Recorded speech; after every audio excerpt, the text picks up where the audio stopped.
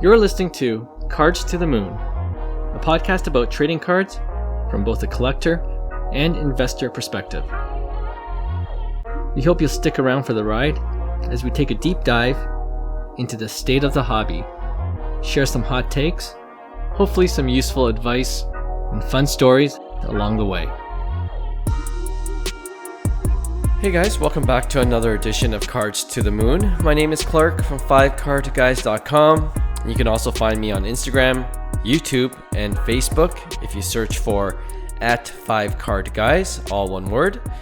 It's going to be a solo intro today because I just got back from the National, and I know you've probably seen or heard a bunch of recaps already on social media or on podcasts, but I got to share my experience with you guys, especially as a first-time attendee to the National. Now, we do have an interview I did with Darrell Chan, aka DC, as well as Martin and Steph, who have all been on this podcast before. I was able to meet up with them in Chicago and get their thoughts on the show this year, and they'll provide a different perspective as they've been to multiple Nationals. So please stay tuned for that. But let's start with my initial thoughts, and let's get the obvious one out of the way. The Donald Stephens Convention Center, where the National took place, is huge. Okay? We're talking about multiple football fields of space covered with one booth after another. If you go to my Instagram page @5cardguys or @cards-to-the-moon, I filmed myself just walking the perimeter of the show floor, and you can get a sense of just how many things there are to see just walking along the outside. 2, I've heard stories and seen clips from past National events where the predominant complaint was the lack of AC. And you can imagine on a hot summer Chicago day, it starts to become uncomfortable and smelly with bad BO, I'm sure. But I'm pleasantly here to report that the AC was on full blast. And honestly, it was actually pretty cold in there. Colder than even the Javits Center in New York City, where Fanatics Fest took place. So I don't know if they upgraded the HVAC at Donald Stephens recently, but yes, it's no longer a sauna at the National. And with the National taking place in Chicago again next year and in 2027, that's good news for future attendees. Speaking of venue, I'm sure you heard already, but the 2028 venue and city was announced at the show, and it'll be taking place in Detroit, Michigan. I believe it's at Huntington Place.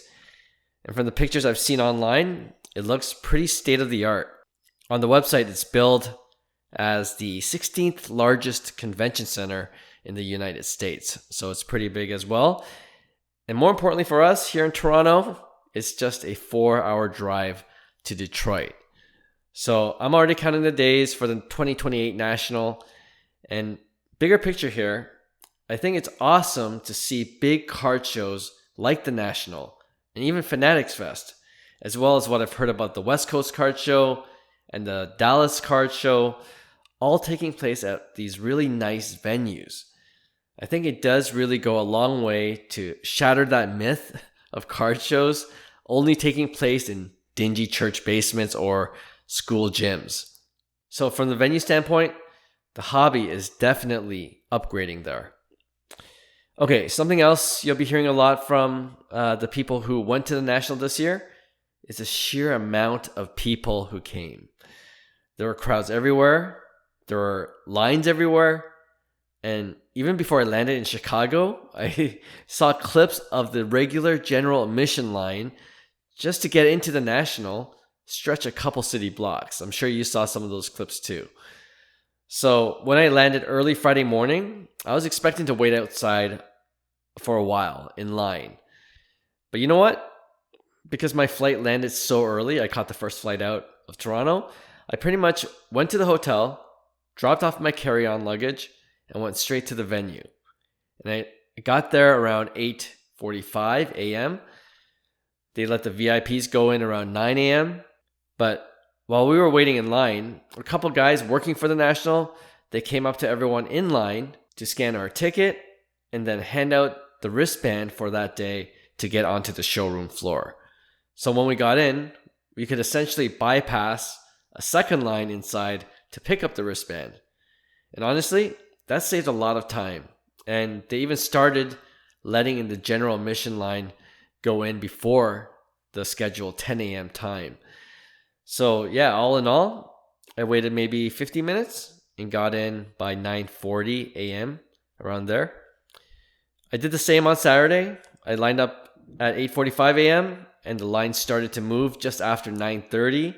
So again, less than 1 hour wait. I think if you came in closer to 10 a.m., the line grew pretty fast. So you might have waited definitely over an hour just to get in. But that's one advice from me. Just line up early if you want to get in early, and I think you'll be fine. Now, I did hear about the VIP line the first day of the show and how that took a couple of hours, even more maybe, to get your VIP package. So for next year, I guess you're hoping they improve on that, or really just get your VIP package during non-peak hours, which is probably not the first day of the show when everyone with a VIP package wants to get theirs. Now, I might be wrong, but I believe you could get yours a day earlier before the show opens, and I heard the lineup wasn't so bad at that time. So anyway, kudos to the national team for getting the line moving for most of the days and in a nice, orderly manner. Now, once you're in, it's easy to get lost and walk in circles. It's that big. And if you didn't check out my quick 2-minute national recap on my IG page at 5Car Guys, I mentioned one trick was to pay attention to some of the larger booths, like the big corporate booths or the more well-known hobby shop setup, because they tend to have these big signs, and it's a great way to use them as landmarks to navigate the showroom floor. So for example, I knew which part of the show I was in when I saw the Cards HQ booth, or that I was close to one of the entrances when I was near the Leland Auctions booth, or by the PSA Submission Center, I knew there was a lot of vintage cards in that section. So that kind of thing. One tip that might be useful for future national events is to use a numbering system along aisles or maybe even sections of the show floor, similar to what Fanatics Fest did. That made it a lot easier, in my opinion, to find certain booths. Because at the show, I heard plenty of times when some of the collectors came up to the vendors to ask them if their booth number was such and such. And they would say no, and they would have to guess where the booth in question was. So yeah, just a small tip. Aisle numbers might go a long way in helping there. All right, what else? Another pro for this year's National, and this might come as a shock to some. The Wi-Fi was actually pretty good. I heard in previous years, it was tough to look up comps because the Wi-Fi was shoddy. And in some parts of the venue, even this year, the signal was definitely weaker than other parts of the show. But honestly, for me, I was able to connect pretty easily via Wi-Fi. And I don't know if this is going to be an issue in future events because, technology gets better year after year. And for me personally, I had a great data plan for my cell phone, so I could also roam easily as well and for pretty cheap. So yeah, hopefully this is one of those things that we don't talk about too much because the technology will have vastly improved and everyone could connect anytime they want. Okay, let's talk about the cards. I was amazed at just how many vendors were selling vintage cards. I don't know if that should surprise you or not, but on the first day of the show, I felt like I saw only vintage cards, especially just in the morning. And then as I got lay of the land a little bit, I found some pockets of the show where there were more modern cards. And I don't know if organizers did that on purpose, where they put all the vintage sellers close to one another and the modern card sellers together. But I thought that was actually helpful. I knew which section of the show I wanted to spend most of my time. Another interesting observation is that I thought there would be more Pokemon cards. And I think I brought that up with Steph in the interview that I'll play in just a bit. But she mentioned that it felt for every one Pokemon vendor, there were about 10 sports card vendors. Whereas in the Sports Card Expo, there was a sizable section for just Pokemon card collectors. And I personally didn't see that anywhere at the National, but I could have very well missed it. So if you went to the show and I'm wrong about this one, let me know. You could DM me at 5cardguys. Another general trend I've been noticing is that more vendors have signs that indicate that they're buying. And I'm sure that's partially because of the rise of repackers or the popularity of repack products. Hyung and I talked about graded grails in a previous episode. And actually next week we have an episode we already recorded about more repacks coming into the market. So yes, there are definitely more opportunities to sell your cards. But as always, it really depends on what cards you have. And several times I've heard vendors say they're only looking for cards or slabs that are valued at $100 or $200 at least, right? And then there was one guy I remember saying, yeah, I got $100 or $200 cards. And he would open up his binder, just a regular binder with cards. And then the vendor was saying, oh, I hope you don't have $100 or $200 cards in those binders. So anyway, they're looking for certain specific cards at certain specific values. And man, you know what's really popular? Downtowns, uptowns, and kabooms. You won't have a hard time selling those. But that also made me think. I saw so many downtowns and kabooms that I wonder if the values will go down over time. Because it seems, to me anyway, there's a healthy supply of those insert cards. And the demand is definitely there now, which is why they're so liquid. But I wonder if the demand will remain that hot for those cards. I guess this is one of those things I could have saved for a future Just a Thought segment that we have on our podcast. I unfortunately didn't have any downtowns or kabooms myself, but I did make one trade. And it was for one of my modern Pokemon cards, out of all things. The new 151 Ultra Premium Collection promo card, PSA 10, that I actually got from Fanatics Fest in another trade. I essentially traded that card plus $120 for the Pikachu first edition card from the 1999 Pokemon Jungle set. And it was a PSA 10 as well. So shout out to Black Jaded Wolf for a fair and easy trade. And as for what I bought, I ended up only picking up some wax. I got a 2024 Top Series 2 hobby box and a 2025 Topps Chrome hobby box, both from Blowout Cards, who priced their boxes cheaper than a lot of the other bigger hobby shops. So thank you, Blowout Cards, for those. Oh, Topps. Speaking of Top Series 2, Topps was offering an exclusive silver pack as part of its Rapper Redemption program, which I took advantage of. By going to the Topps booth, they ripped the wrapper off of my Top Series 2 hobby box that I just bought, and then in exchange, they'll give you a silver pack. I promptly sold that pack to Steel City for $50, which ultimately meant for me I got a pretty good deal for the Top Series 2 box. And I'm going to put out this video later this week, but I did rip that box in my hotel room, and I got a pretty awesome hit. Normally, I would get a relic card that had virtually no financial value.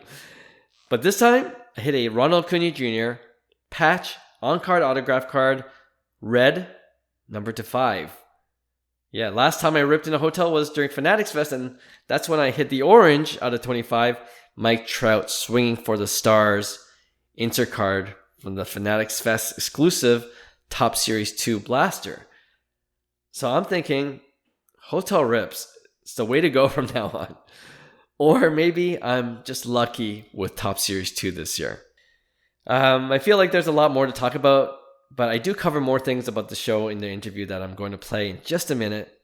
But quickly, I do have a couple of things that might fall under the category of room for improvement. All right? One, the upstairs section with all the new vendors for the National was definitely a nice addition for sure. But I don't know why they made the aisles really narrow in that section specifically. There was plenty of space, right, to put the rows of booths wider apart. But for some reason they didn't, and man, it got tight. Like, the only good thing about it was you can look at one booth and then immediately turn around and then look at that booth before moving on. It was that tight. And honestly, the upstairs section wasn't really promoted that well, in my opinion. I almost just stumbled upon it after seeing some people going up the escalator and then realized there were more tables up there.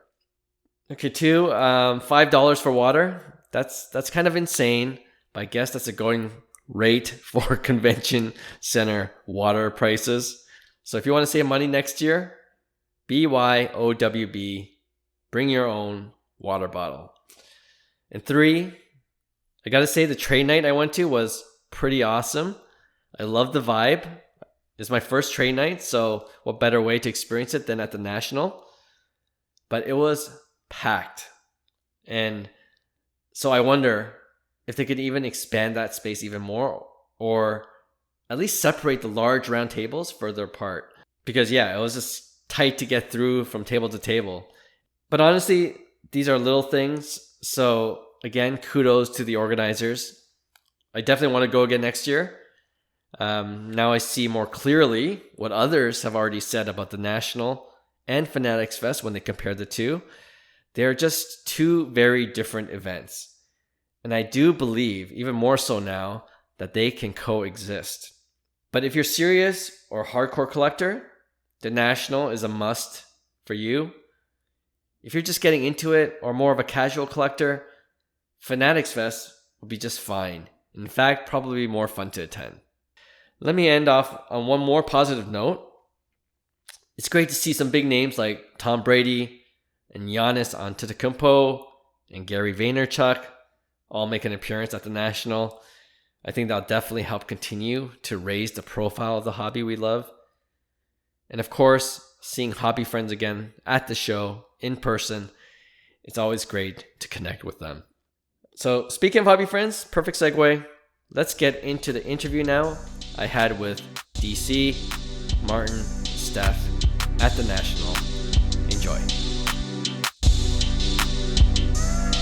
All right, so for the pod, I wanted to kind of do a national recap, but since I have my friends here, Steph, DC, and Martin, these guys are veterans. I just asked them how many nationals you've been to. So Steph and Martin, you've been to 4, and then DC, you've been to 5, right? So you guys are the perfect people to ask this question to. Let's just start with, like, you've been here a couple days already. I just came here this morning, so I'm kind of on adrenaline right now. I'll probably crash later today. But yeah, just can you tell me, from what you experienced so far for this year's National, how does it compare to the previous Nationals you've been to? And I'll give it to Martin first. I feel like this year is a lot more people. This year, people know what they're buying and getting this year. A lot more nicer cards, I feel, this year than more past previous years. And just the connection, meeting with everybody. I feel that this year has been, it definitely feels like a lot more people. And then it's almost like people don't work because Wednesday and Thursday at 8:30 before, just during VIP, it's quite a few people. But then general admission came in and it was rammed. So, I would say it feels like definitely there's a lot more people this year. There's definitely a lot nicer cards. I'm seeing a lot more. Maybe it's just because now I'm into vintage more. So I'm really finding a lot of cards I really, really like. But definitely a lot of cards and a lot of people. Big space. There's definitely a lot of traffic going around. Like DC said, on the Wednesday it was just rammed. On Thursday, the line was just like 3 miles long. Even for VIP, people are saying they're waiting 3 hours to get their badges. So that was pretty crazy. And just walking up and like left, right, and center, you're walking right into people. There is realistically no space because every square footage of this place is just collectors. A lot of cool cards, a lot of new and familiar faces that we're seeing. So it's pretty cool. Yeah, no, I was just joking around with Martin when we were waiting for the tacos. He ran into 5 different people that he was talking to. So seems like you guys already know a lot of people. You mentioned a couple were Canadian. I recognize the Mint Ink guys, of course, through their social media. But yeah, that's kind of cool. And I did see that footage of that huge line that you're just talking about, Steph. And I, for that reason, once I landed this morning, I couldn't check in because it was just too early. So I'm like, I might as well go to the National an hour early before it opens. And it paid off because I only waited 45 minutes before I got in. When I got in, I looked back and the line was huge. So tomorrow I'm going to come around like the same time, like maybe an hour before it opens. So that's... Might have to line up at 6. Well, we're talking about trade nights. I know you guys have already experienced it here. You want to talk about that? How's the trade nights been, again, compared to previous years? And have you guys made a lot of deals while you're here? In Chicago, it's just a sheer amount of hotels and places that you can go to. Like, I don't think we went to all of them. I think we just stuck to like 1 or 2. But even at like the Hyatt Regency, there was just like so many people there, and just like the cards there are just crazy too. Making deals, making connections. It's just been very fun. Seeing familiar faces, definitely. So like the VIP trade night, we actually try to get here. You need bracelets to get in. We have bracelets, but we showed up a little later and they already stopped allowing people to go upstairs. So they hit capacity pretty quickly. But the overflow is actually down here in the lobby, like where we're sitting right now. So we actually quote unquote set up, like every time we do trade night, it's trading, but we're really selling and buying stuff. So it's almost like having our own booth, except there's no physical case. It's just put it on the ground. Like we were sitting in front of that sign and we just put it on our feet. We were just sitting there and people came by and take a look. We went to 3 different locations so far: Hyatt Regency, Westin, and here the VIP trade night. So the room up there, I know you don't get to see it because you need a VIP or dealer badge, is actually really, really big. We can send you some footage of the tables. I don't know. How many tables do you think there are? 50? No, there was about like 100 tables? 300 tables? Okay, they're round tables. Like you know those 10. It was like going to a Chinese banquet hall, basically. But it's a lot. It's big. So what's good about it is because we're not actually set up, it gives us an opportunity to kind of set up like a dealer. So it's actually pretty nice because people are still looking to buy stuff. We actually sold quite a lot of stuff, and we bought some stuff, but mostly we sold stuff. We're trying to find more things, but people will come find us. You know, just they see our stuff and all of a sudden, oh, let's stop by here and take a look. And then Steph will talk about Pokemon for her. So Yeah, no, for a trade night, it's just been insane. I mean, realistically, everywhere you go, pick a spot, have a seat, whether it's on the floor, a table, or even on a couch, set it up, and you get people walking by. It's people from all over the world. They just come, they see something eye-catching, they'll come up and say, hey, that's a cool-looking car. You strike up a conversation, and sometimes deals happen, sometimes they don't. But, I mean, like, overall, it's just being able to meet people, talk about things that you love about the hobby. So it's been pretty dope. And I'll give this right back to Steph and we'll go the other way. But I wanted to ask you about the Pokemon market. And I was able to kind of walk the first 2-3 hours just to kind of, get the lay of the land. And to be honest, I thought there would be more Pokemon because of the Pokemon markets just being so white hot. But we were just kind of talking off air. I don't know if it's because the space is so huge and it's predominantly still sports cards here at the National that maybe the Pokemon vendors are more spaced out than they would be in other venues or other card shows. So I don't know. What did you think when you came here this year for the National? How would you describe the Pokemon card scene here? you only walk for like 2 or 3 hours, so you only walk 1 row. I'm gonna put this IG reel up. I actually did the whole perimeter of the National just to see how long it'll take me, and it took me almost 20 minutes. That was a brisk walk, so I admit it's a lot larger than I thought. Okay, but yes, Pokemon card market. So there's definitely a lot less Pokemon than I thought there would be. But if you really look, you will definitely find some. But it's funny because like walking with DC and Martin, they'll stop at like 5 tables, 10 tables before I even find a table of Pokemon. So it's a little bit more sparse, but I've been finding a lot more Pokemon out on the trade floors than I am inside. But then again, it's not as big on the trade floor than it is inside the show. And even for Pokemon, like I do see some sports vendors that are slowly getting into Pokemon. So that's pretty neat to see. But Definitely seen a mix of Pokemon and sports cards on some of these booths. So yeah, I concur 100%. For you guys that primarily deal with sports cards, in the last couple of years during those card shows where the market corrected itself, you saw vendors where it's just everything's still overpriced because they're just down on it and they're trying to whatever liquidate. Do you think it's back to what it was even before the correction? Where it's like the market's hot, so now everything's priced accordingly, or where do you think we are in the sports car market based on what you've seen on the floor here at the National? Such tricky questions. I think that the market hasn't corrected back to that. Like, I don't think it'll ever go back to that. That being said, hobby is definitely alive just from the sheer amount of people coming in and looking at stuff. I think there are still a few dealers that haven't changed their price tags just because they come out here to hang out and get away from their families or something. But for the majority, I think people are getting better at adjusting prices. It's like, if you want to sell something, you have to price it correctly. Otherwise, it's just like artwork. It's just going to stand there. People can come take a look, but not make an offer. Same goes with people that don't actually put prices on their cards, because then if they really want it, they'll ask. But then some people just don't want to even, make the initial connection and say, hey, how much is this card? And then try to keep a poker face while saying, what the, is going on here. So I think definitely there are some stuff that people charge more for, and it's their rights, their card. They can charge whatever they feel like. I think for vintage, and I'm still a big supporter of this, just because like now I do so much vintage that it comes to eye appeal, and it's not just the grade anymore. And you can't just look at the grade and say, well, this PSA 2 sold for this, so your card must be this.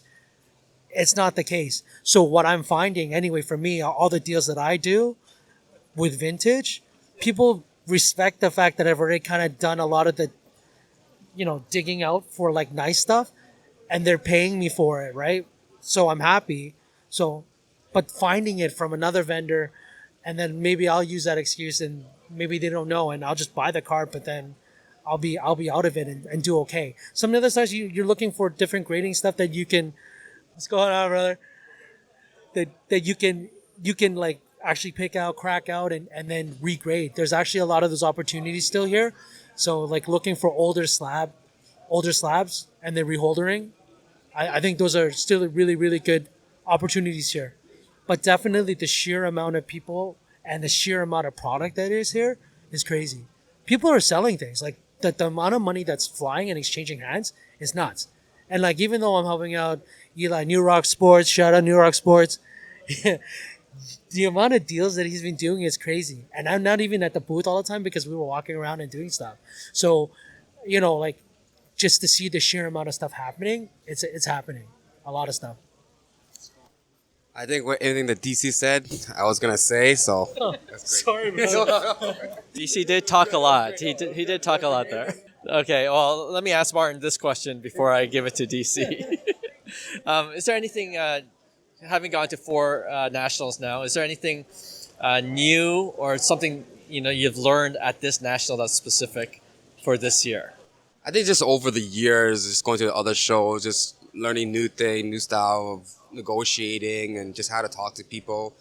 Like, just don't be rude, you know what I mean? Just talk to people, treat people, everybody with respect, you know what I mean? And if they like the way you respect them, then they might do deals with you more, And just don't be frustrated, Everybody has their own backstory to their stuff, Yeah, and I think that's good advice, because you were kind of mentioning how there's a lot more people at the show. And so frustrations could probably boil over, with just elbows up and just bumping into people. So I like that advice. How about you, DC?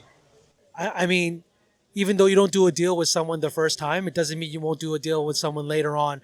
I mean, like, even we're running into people that we met in Dallas, and we were able to get some deals done. And even though Martin hasn't finished his deal with these 2 guys, I think the deal gets done sooner or later. It's just a matter of getting the funds. But those guys, it was awesome because they were set up at trade night, and I was walking up and I saw the vintage. I'm like, oh, cool, right? And I look over, I go, oh, I know these guys. And then we started talking, and then they go, oh, I know what you have. You must have some nice stuff. So even before I got to put it out, I was able to do a deal. But that only happened because we had met before, and you leave a lasting impression on someone else, and we're able to do a deal because already we're trusted. So that just makes doing a deal a lot easier second time around. One advice I would say that I've learned is never judge gender, age, young, old. Everyone's equal here. You never know what they're going to have. They could be a young kid with $500,000 card. You never know. And like, it's just hidden gems. You just have to talk to everyone with respect. And if they show you your cards, sometimes you're going to be shocked. You should have told me the story about that guy. Okay, DC says Steph has a interesting story to share, so I'm going to pass the mic back. It was actually pretty funny. My husband went out for a quick second. He stepped away from the table and I had to watch his cards. Majority of it being sports. And personally, I don't know sports, so I was just sitting there watching it. But there was two young kids that came by and they were whispering. My phone was in my face, but they weren't really whispering because I could hear them. The one kid was like, yo, it's a chick. She doesn't know sports. Maybe we can get a good deal out of her.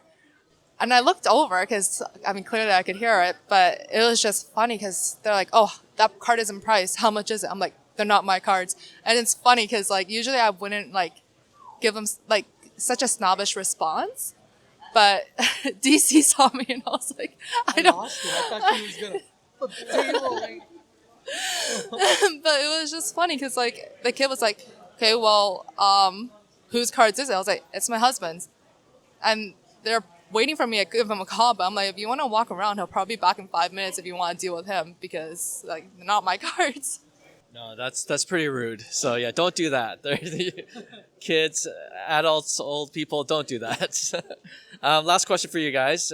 Last time we met was in Fanatics Fest in person, and then we had a pod in between then. So my question for you guys to end this kind of segment, what's the difference between the Fanatics Fest event that we just went to a couple months ago and the National this year? How would you describe the two events? I know from other people that I've heard already speak about Fanatics Fest and speak about National, it's just two way different events. So I guess by your nods, you're kind of echoing that sentiment, or what? Oh yeah, the Fanatics is more of experience / car show. The National is just car show, and all the attendees are there for cards, not compared to Fanatics, Yeah, this is a separator. When we talked about it the first time was before the inaugural event. We didn't know what to expect, but after going to two of these, we know that other one is like an entertainment venue kind of thing where you're going to see celebrities and stuff like that. Cards is kind of secondary. This, and Clark, you've only been here for a couple hours, but all you see is cards, right? Have you seen any autograph guests? I haven't heard anything about autograph guests. Only Tom Brady was here. Yeah, Brady was here yesterday. So, it's still pretty crazy, but definitely that's not the focus. The focus really is cards. Definitely Fanatics is for the experience. Over here, you have people running not for autographs, but because they want to find the card that they want. Because if they don't get there first, that card might not be there when they walk back up on a second time. Yeah, no, that's definitely true.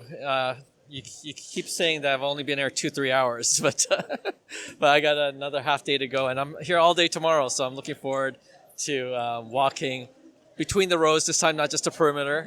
But yeah, no, it's been fun. It's been a blast. I'm glad I came, and I know next year it's going to be in Chicago again. So this, I've heard it from you guys before and others as well that this is probably the best venue. You plan to go next year? Book early. Tickets, hotels, flights, everything book early. Excellent advice. I was so lucky to get the Sonesta Hotel because I booked it maybe a couple weeks in advance, and there was 2 nights available. So yeah, no, really fun. Come in here and do a guest appearance. King of the Cards just walked by, So a lot of content creators here as well. And I was going to end off with this because I know Jeff Wilson, after Fanatics Fest, he said he sold more in dollar amount and inventory at Fanatics Fest. But I think I wouldn't be surprised if after the National this year, he usurped whatever he did in Fanatics Fest, because kind of to your general point, the hobby is really alive. It's definitely alive at this point, just by the energy and, people can't see, but there's a ton of people walking behind us through throughout this interview. So yeah, it's been pretty great. I'm gonna finish off this one segment. DC, you got a couple of tops or 3 Topps exchange boxes. Do you want to tell us how you got them, and then you're gonna rip on camera for us to see? So they have a Topps exchange program here.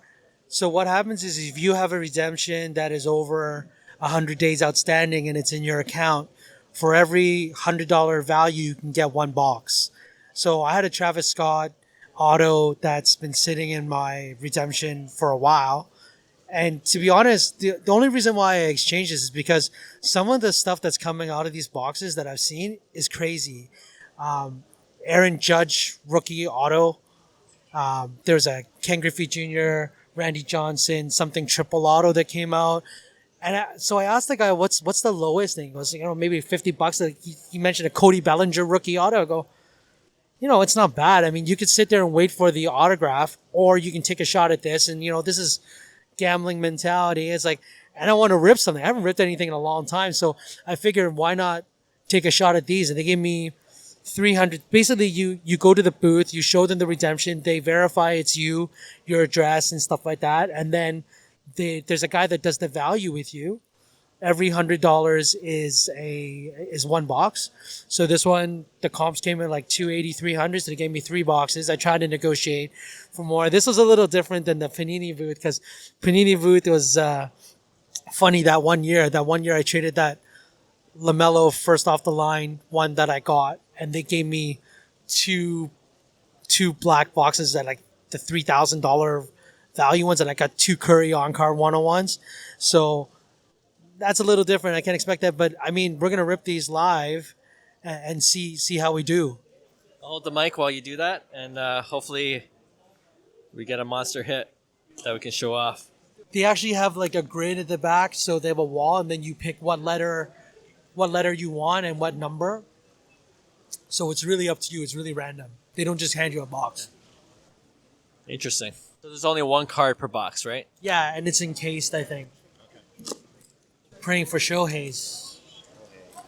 I guess the bottom line is, like, I could have sold the box, but wouldn't you rather just... Yeah, it's not as fun. Come on. No, it's not as fun. Very true. We got spectators. Here we go. First All one. right, let's see. First one. Topps Dynasty. I don't know if that's just a sticker. I love Topps Dynasty. It's a That's patch. a nice patch, too. Hold on. It's a red and blue patch. Rays? Nationals. Nationals, okay. Is that Nationals? Yes. So who do we want? We want James Wood. James Wood, yeah, for sure. Bryce? Bryce Harper's not on the Nationals anymore. What year is it? Oh, we don't know. 1 of 5. 1 of 5, so that's a good one. Juan Soto? Who is it? It looks like a pitcher. Strasburg. Steven Strasburg. Not as cool as I thought it would be. Nice patch, though. That's a nice It is patch, though. Very nice. That's a patch. dirty patch. This is from 2020. So these are like it's the same way that Panini does this. I guess these are unclaimed. These are unclaimed redemptions, I think. So, but still pretty good Pretty because good. this is definitely. I mean, there's a lot of selection stuff. and years that you can get different players of. So, On card. I'll take that. and it's not like how the Panini is. It's 1 of 1, so there's not like a stamp in the back where like it determines it's Yeah. a 1 of 1. So I think black I box, think you have more play as this way. I think these are actually redemptions, and Yeah. they don't stamp white box or whatever on so it. I think they have more chance of getting get it graded and value more. I think All right. compared to the black box, and once you get it, it's black box only or white box. But as you can see, I rip very, very slowly. That's why breaking. DC, my arm's getting tired. You want me to open these or not? That was kind of fun, actually. The fact that it was that was a pet. That would be sick if it was nice James patch. Wood. That was a sick patch for sure. At least we have an idea of what it could be. Yeah. Like, so that guy that got the Judge auto, rookie auto, that's actually a redemption that probably wasn't claimed. So now, like I think even going forward to next year, like throughout I the would- year, I collect would a lot of consider top collective, like, redemption not so and nice just ones. build up a lot of them. I think Sure. you can sell them or just rip them yourself, Oh, right? just collect a bunch of cheap Yeah, redemptions and then just trade them for these. you can have like 30, 40 of these, right? Just saying, right? Can you imagine? All right, let's see. Just regular tops. Just regular tops. Like there can't be like a Nolan Ryan. Maybe it's like a. It's a re. It looks like a Heritage. Maybe dual auto. Raleigh Fingers, I think, on this side. Right? Raleigh Fingers. 4 out of 25. Sunny Gray. Okay. That's pretty good. Still pretty cool card. I think so. Sunny Gray Raleigh Fingers dual auto. On card. On card. Heritage always on card, so I'm not worried about that. That was actually. It looks clean too, so there's no potential grade. And Raleigh Fingers has such a nice sync, so that's a nice one. Another nice hit. One more to go. So happy to open these now. It gives us a little grasp of maybe next year making these type of plays. Because actually last year I thought about it and I totally forgot that Topps was doing. I think Topps was doing this last year too, and some of the stuff that was coming out was crazy. And the thing like with Paninis, like if you don't get an appointment, you won't get a spot. As in Tops, you can just walk up. Just when I only have one person in front of me, we kind of just spur of the moment thought, let me just do the trade, right? All right, here's the last one. Tops. I think it's Tops again. Oh, is this a winter one? I see I see a snowflake. Houston. Who do we want? I don't know. I bet you it's Altuve. Which is Alvarez. Jordan Alvarez? Maybe. Okay, then we gotta go this way. Just want to see what it's numbered out of. Rookie. Gold Cup. Gold Cup, so it could be Alvarez. Probably Alvarez. Wow. Alvarez. Ew, sticker auto. Ew. Because this is a wah. But I mean, the other two were okay, but this, whatever. It is what it is. Out of 10. I already know who this is going to, though. So this is gone. Oh, you already have someone in mind? Alvarez, super collector kind of guy. All right. That was a fun rip. There you go. Now you know how Topps Exchange works, and we'll see. I'm sure we'll see a lot more people ripping these online. So I'm curious to see what other hits are there. I wonder if they limit the number of how many they're giving out. Not giving out, but like how many they bought. Max value. Yeah. Like how your minimum value is 100, max value is probably 1,000, 2,000, something like maybe. I mean, I wonder. This could be 100. I don't know because the guy told me like the worst one he saw was a Cody Bellinger one, and this one too. We also when we do the video, we should gotta tag Topps and Topps Redemption. They asked me to do that, so I was like, yeah, that's no problem. Still fun rip. All right, thanks guys. Hey, thanks for listening to Cards to the Moon. We'd really appreciate you subscribing to our podcast wherever you listen to your podcasts. And you can also connect with each of us on Instagram at 5cardguys, or you can follow Hyung at Integrity Sports Cards, or John at TradeU at Recess. You can also check us out at 5cardguys.com. Thanks again, and hope to connect soon.